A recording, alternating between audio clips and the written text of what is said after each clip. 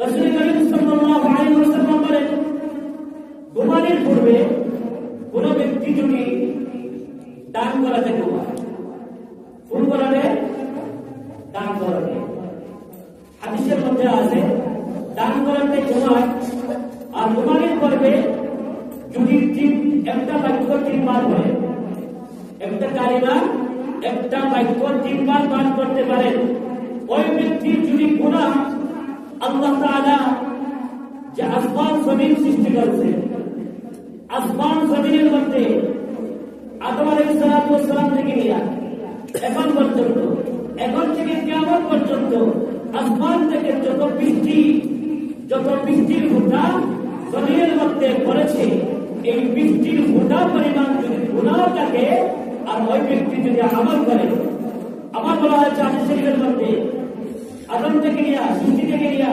এখন পর্যন্ত, এখন থেকে নিয়ে কিয়ামত পর্যন্ত যত গাছপালা ছিল, যত গাছের পাতা ছিল, যত গাছের ডালপালা পাতা থাকবে, কিয়ামত পর্যন্ত যত গাছের পাতা হবে, এই গাছের পাতা পরিমাণ যদি গুনাহ থাকে, এমনকি পৃথিবীর মধ্যে যতটা বালু কণা আছে, এই বালু কণার পরিমাণ যদি গুনাহ থাকে আর ওই ব্যক্তি যদি ওই তসবিহগুলা, ওই আমলগুলা, ওই বাক্যগুলা, কালিমাগুলা যদি তিনবার পাঠ করতে পারেন, তাহলে সকল গুনাহ আল্লাহ রাব্বুল আলামিন মাফ করে দিবেন। সুবহান, গুনাহ থাকবে না, সকল গুনাহ আল্লাহ তাআলা মাফ করে দিবেন। সুবহানাল্লাহ।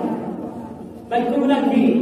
যে বাক্যগুলা বললে সকল গুনাহ, গাছের পাতা, পৃথিবীর মধ্যে কত গাছ আছে, কতটা দেশ আছে, কতটা গাছ আছে, কত হাজার কোটি কোটি গাছ আছে, গাছের মধ্যে ডাল করা আছে, পাতা আছে, এই পাতা পরিমাণ যদি গুনাহ থাকে, বালু পরিমাণ গুনাহ থাকে, বৃষ্টি পরিমাণ, এই আসমান জমিন সৃষ্টি করার পরে এখন পর্যন্ত, এখন থেকে কিয়ামত পর্যন্ত যত বৃষ্টি হবে, বৃষ্টি হয়েছে, বৃষ্টি হচ্ছে, এই পরিমাণ যদি গুনাহ থাকে, এর বরকতে আল্লাহ তাআলা মাফ করে দেবেন। সুবহান।